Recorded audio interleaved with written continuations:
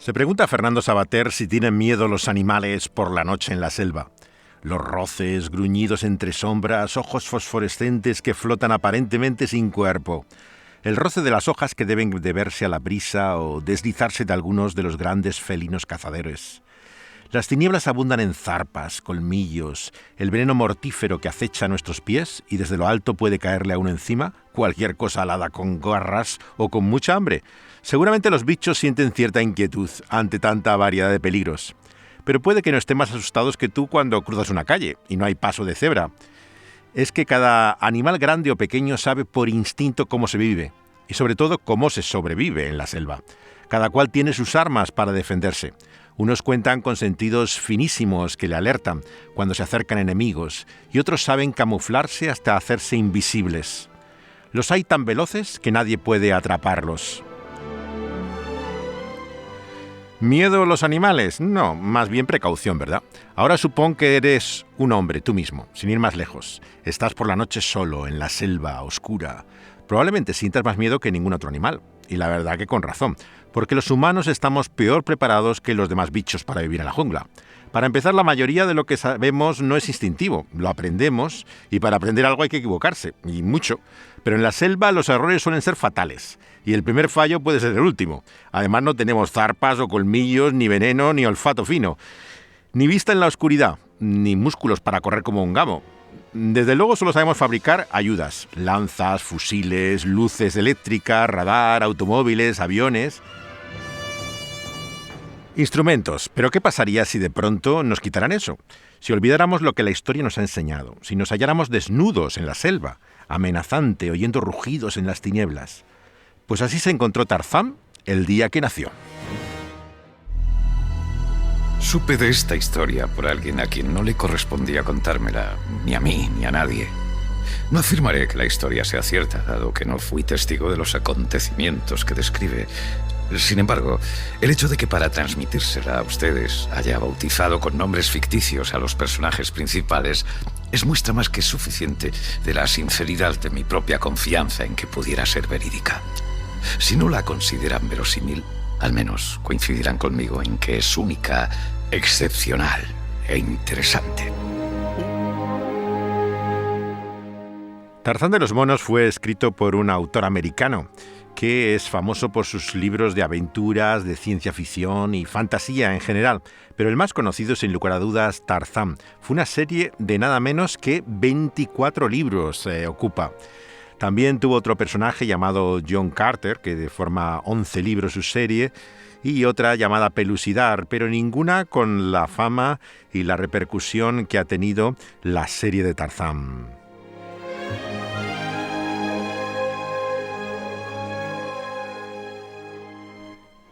Tarzán de los Monos fue publicado en octubre de 1912, o sea, hace ya más de un siglo, y fue, sin lugar a dudas, un fenómeno que es una sensación cultural. Introdujo el personaje de Burroughs a toda la población prácticamente del mundo entero, llegando a tener un cómic primero que tuvo bastante influencia y películas desde el cine mudo que se suceden una detrás de otra con las historias de Tarzán.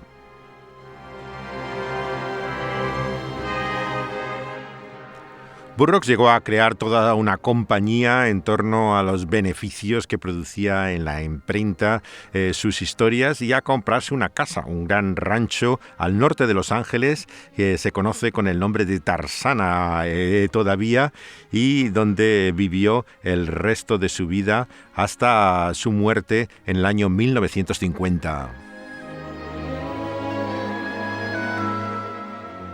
Recibió este nombramiento con una mezcla de euforia y consternación. El ascenso lo entendía recompensa, bien merecida por sus meticulosos y lúcidos servicios, así como un peldaño más hacia posiciones de mayor relevancia y responsabilidad. Sin embargo, por otra parte, llevaba apenas 3 meses casado con la honorable Alice Rutherford, y era la idea de trasladar a esta hermosa joven a los peligros y el aislamiento del África tropical lo que lo horrorizaba y lo afligía. La película del año 2016, La leyenda de Tarzán, es tal vez la última y más satisfactoria de las que se han acercado a la historia de Burroughs. Pero ya desde la época muda, Tarzán de los monos ha sido un elemento fundamental en la historia del cine. Mostraba la cualidad brutal con la cual este niño es criado por medio de esos grandes simios, una especie mítica en cierto sentido, creada por él tras la muerte de sus padres humanos, y cómo se introduce en la civilización. Sin lugar a dudas, a aquellos que tenemos más edad, lo que recordamos es a ese deportista de natación olímpica que fue Johnny Weissmuller, que fue el Tarzán definitivo para muchos de nosotros, ¿no? Y que tenía también un sustituto de reemplazo en la figura de Les Barker, que hacía las versiones baratas de Tarzán, y Weissmuller hacía las últimas. Todos conocemos las frases de él, yo Tarzán, tú Jane, su conocido grito, claro, que no aparecía en la historia original. Y sin lugar a dudas, la más sorprendente es de la que vamos a escuchar ahora un fragmento, la leyenda de Greystoke. Esta versión británica de los años 80 tiene un rigor también particular y un acercamiento distinto, volviendo al relato original de Burroughs. Hace casi 10 meses que el capitán Billings, después del naufragio, zarpó en busca de ayuda. Ver pasar las semanas infructuosamente me lleva a aceptar el hecho de que el pobre hombre murió en el intento.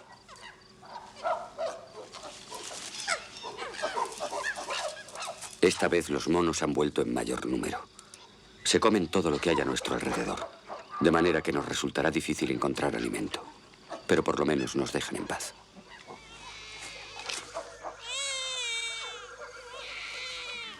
El difícil parto de nuestro hijo y un brote de malaria han debilitado peligrosamente a mi querida Alice. Mientras el bebé llora de hambre con más fuerza cada día, no veo en ella síntomas de recuperación. La fiebre le ha retirado la leche y ha oscurecido su mente. Imagina que nos hallamos sanos y salvos en casa, en Escocia. En cierto modo me alegro, porque ese engaño le evita la realidad de nuestra triste situación. Tarzán nació sin las protecciones de la civilización, pero también sin los instintos, la fuerza física de las fieras. Se las tuvo que arreglar primero aprendiendo mucho de los grandes monos que le criaban, pero luego inventar por sí mismo algunas de las más antiguas herramientas que conoce la humanidad. Un hombre moderno con la educación de un mono, pero capaz de descubrir el fuego, el cuchillo y hasta de aprender a leer él solito. Bueno, no hace falta que se lo crean del todo. Se trata solamente del protagonista de esta serie de novelas, y muy divertidas, por cierto, que es Tarzán, que no sintió nunca miedo en la selva, ni de noche ni de día. Y leyendo sus aventuras, tú viajarás también de árbol en árbol y de peligro en peligro sin que te asusten los carnívoros. Apenas habían cerrado los ojos cuando el aterrador rugido de una pantera resonó en la selva que tenían a sus espaldas. Más y más se acercó hasta que pudieron oír a la gran bestia justo debajo de ellos. Durante 1 hora o más la oyeron olfatear y clavar las garras en los árboles que sostenían su plataforma, pero finalmente se alejó cruzando la playa, donde Clayton pudo verla con claridad, iluminada por la brillante luna. Una fiera enorme y hermosa, la más grande que jamás hubiera visto.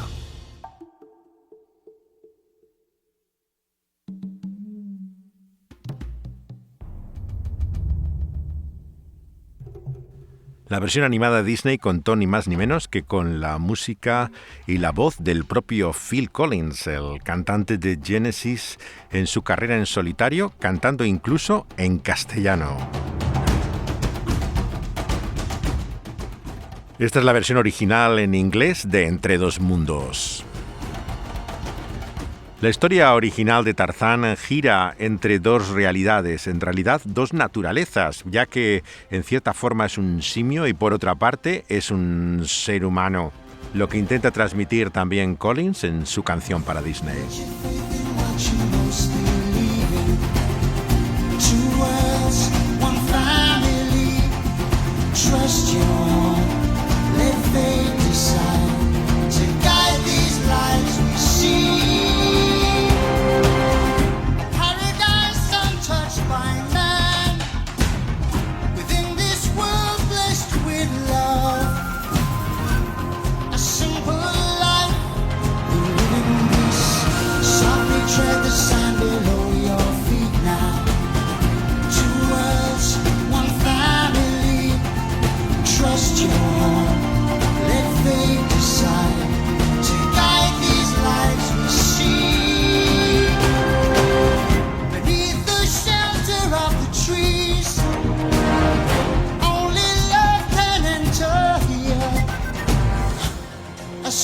life. They live in peace. Raise your head up, live tight alone. Take strength from those that need you. Build higher walls, build stronger beams. The moonlight is waiting, but danger's no stranger here. Y esos dos mundos, sin lugar a dudas, nos hablan de esa realidad sobrenatural que no encontramos muchas veces en el cine de la historia original de Edgar Rice Burroughs. El autor era un crítico de la falsa religión, pero defendía la verdadera. Ya en una historia corta del año 1904, que se llama La paciencia de Jonathan, que está en un libro llamado Historias de amor y crimen olvidadas, te muestra un hipócrita religioso que se enfrenta a su iglesia en nombre de la falsa piedad. Los dioses de Marte también es una historia de John Carter, en la cual se habla de una falsa religión en Marte, pero es en el regreso de Tarzán que nos interesa aquí mostrar cómo el personaje de Jane, femenino, contrasta su devoción por ese creador benevolente con ese dios de crueldad que sacrifican al sol que se llama Opar. Esto nos muestra una y otra vez el contraste que se hace, ¿no?, entre la manera en la que se provee comida para los depredadores, ¿no?, y la visión que tiene, cito literalmente, las flores y árboles son buenas y hermosas, Dios las ha hecho, dice Edgar Rice Burroughs, Él ha hecho a las otras criaturas también, para que puedan tener la comida para vivir. Es así como encontramos también ese bien que refleja a ese Dios amoroso en las historias de la jungla de Tarzán, de 1919, una obra que compila algunas de sus historias. Cuando quitas este elemento, lo que te queda es un relato terrible de un mundo que lucha por la supervivencia, en el cual solamente el fuerte es el que gana. Y aparece ese elemento de sombra que también está en las historias de Tarzán. Se aproximaba a través de la selva en posición semi-erguida, apoyando cada cierto tiempo los puños cerrados en el suelo. Un gran simio antropoide que, conforme avanzaba, emitía profundos gruñidos guturales y algún ocasional ruido como el de un ladrido grave. Clayton se encontraba a cierta distancia de la cabaña. Se había alejado para talar un árbol. Había dejado los rifles y los revólveres en la pequeña choza. Cuando vio al gran simio, que se avanzaba en tromba cruzando la maleza, derecho por él, y desde una posición que prácticamente le impedía toda huida, recorrió la espalda de arriba abajo un vago estremecimiento.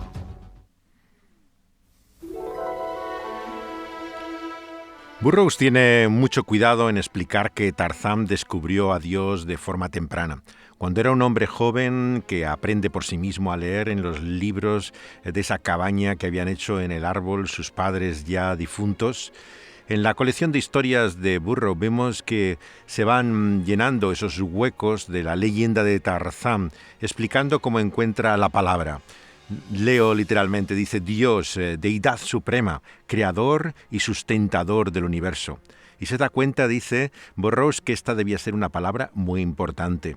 Tenía que mirar bien porque todavía se encontraba confuso durante muchos meses en su pensamiento y estudio. Tarzán, sin embargo, dice, no perdió el tiempo en dedicarse en esas expediciones extrañas de caza a ese juego de preservar el conocimiento, dice. Así es como amanece en este joven hombre la idea de un dios más poderoso que Tarzán, un punto que Tarzán de los Monos reconoce que no tiene igual en la jungla y por el cual se confirma en su creencia de que Dios es grande, es el más poderoso, mayor que ningún individuo. Ve lugares donde Dios puede ser adorado, pero no hay ninguna señal de Dios. Nuevamente la crítica a la falsa religión que tenía Burroughs en sus libros. Y comienza a maravillarse de si no habrá un Dios de una forma diferente a él. Y determina entonces ir a su búsqueda, dice en la historia llamada El Dios de Tarzán. Incluso utiliza el concepto por antonomasia para hablar de lo que es el mayor conocimiento que podemos tener de Dios, su revelación en la persona de Jesucristo, y utiliza el nombre del título mesiánico de Jesús por excelencia, Hijo de Hombre, como se llama también la canción de Phil Collins que oímos en su versión castellana para Disney el año 1999.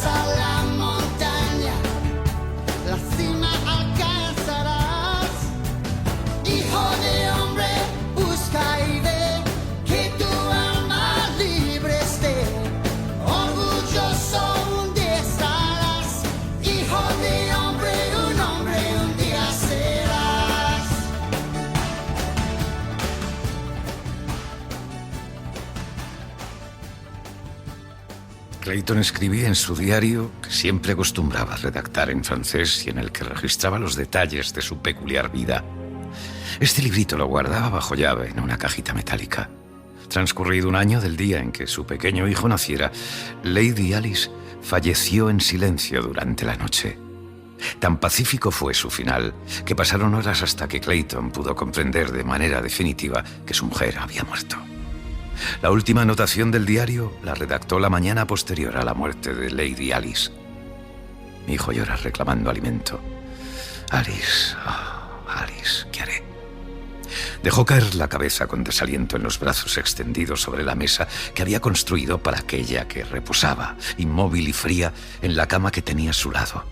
Durante mucho tiempo ningún ruido interrumpió el sepulcral silencio de la selva al mediodía, a excepción del lastimero llanto de la diminuta criatura humana. La búsqueda de Tarzán le lleva primero a un simio hembra que le aconseja y le dirige para considerar por otro simio también cómo la luna es el poder que ha hecho los relámpagos, la lluvia y el trueno. Tarzán cuestiona si esto es así realmente y decide que él no es el rey, la luna, de todo lo que ocurre en la jungla. A continuación interroga también a un brujo indígena y lucha de hecho con el jefe de aquella aldea. Y llega un nuevo descubrimiento, Tarzán, que es la compasión y que pone al lado también de ese su instinto que podía ser criminal. Dice Burroughs que Tarzán buscó una explicación de ese poder extraño que había estado en su mano y le había prevenido de golpearle.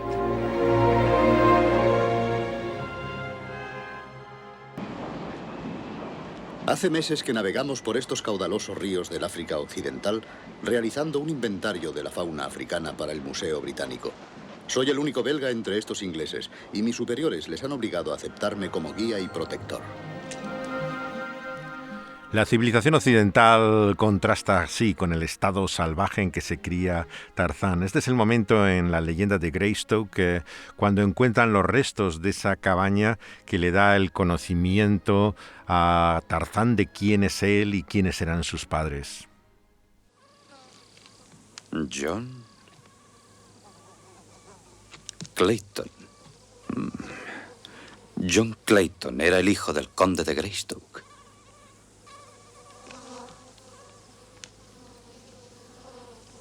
Dios mío. De modo que esto es lo que le sucedió.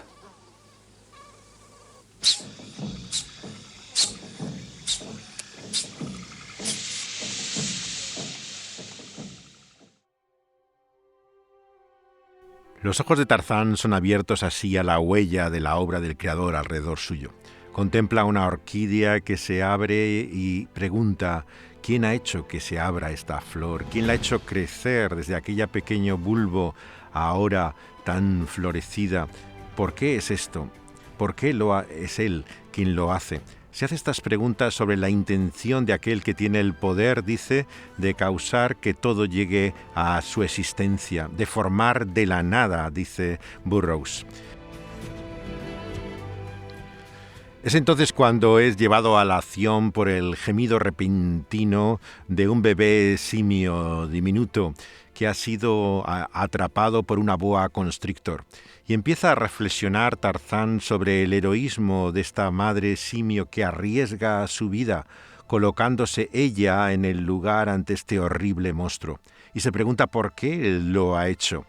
Es así que empieza a intuir el significado de ese amor sacrificado que está en el centro mismo del Evangelio y de la sabiduría divina. Dice Tarzán en el libro de Burroughs que no había razón en el mundo que pudiera explicar por qué había hecho semejante cosa. Es entonces cuando, rescatando a la madre y al bebé simio, se da cuenta de lo que llamamos en el lenguaje cristiano gracia, ese amor inmerecido.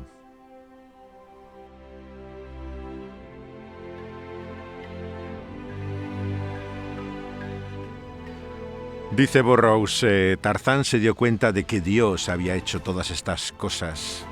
Y las flores, como los árboles, la luna, el sol, toda criatura viviente en la jungla habían sido creados por Dios de la nada.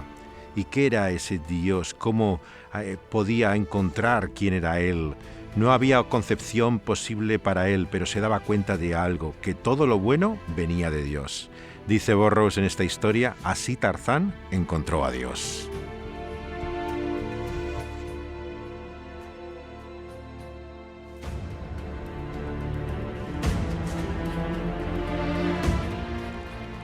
Puedes seguir escuchando nuestras reflexiones sobre las grandes historias de la literatura universal en el cine a la luz del buen libro. Aquí en el Trasluz, cada semana en el espacio El Pulso de la Vida lo pueden escuchar en Dynamic Radio y luego es subido como podcast en diferentes plataformas, empezando por la que tiene la emisora en SoundCloud.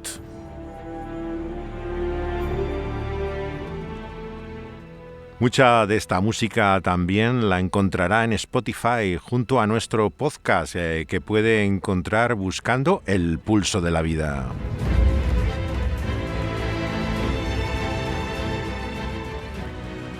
Junto a la mayoría de los podcasts en castellano está también el nuestro en la plataforma iVoox. Incluso en la audiovisual de YouTube puede encontrar también al Trasluz en Dynamic Radio El Pulso de la Vida.